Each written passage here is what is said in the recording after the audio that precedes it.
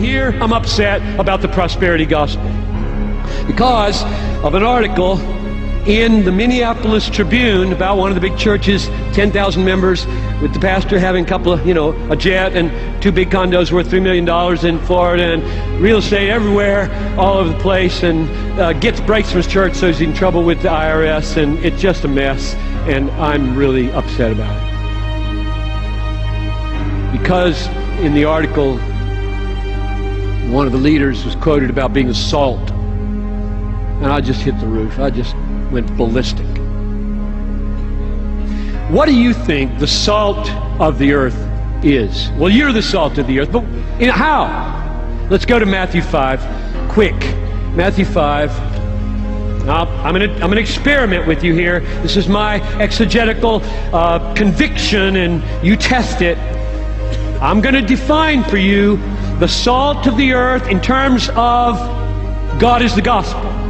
Because I see that in this text in Matthew 5:11 to 16.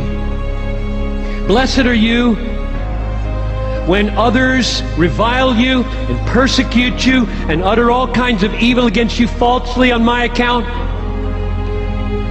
Rejoice and be glad, for your reward is great in heaven. Now I believe that the reward there is Christ, God ultimately. I believe in degrees of rewards in heaven, but ultimately every reward is leading to God, and He is the final reward. So because we have an all-satisfying, glorious, final, high treasure called Jesus Christ or the Father in heaven, we can rejoice in the midst of persecution. Rejoice and be glad in that day, for great is your reward in heaven, for so they persecuted the prophets. You're the salt of the earth. Now what do you think the salt is? If you just let it flow, let it flow. I'll tell you what it's not. Wealth. And here's why.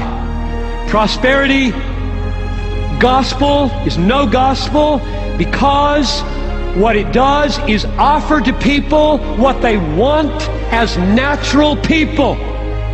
You don't have to be born again to want to be wealthy, and therefore you don't have to be converted to be saved by the prosperity gospel. When you appeal to people to come to Christ on the basis of what they already want, 1 Corinthians 2 makes no sense. The natural man does not receive the things of the Spirit. They are foolishness to him. Therefore, if you offer to people what they do not consider foolishness in the natural man, you're not preaching the gospel. And the prosperity gospel offers to people what they desperately want as fallen people, gives it to them, and grows huge churches. And we export it to Africa and the Philippines, flying in with our jets, bilking of their money, and going back to our condos worth $3 million. It is horrific what we export as Americans. I can't believe what we tolerate in the church. So I'm on a crusade to crucify the prosperity gospel. I hate the prosperity gospel because I love the glory of God.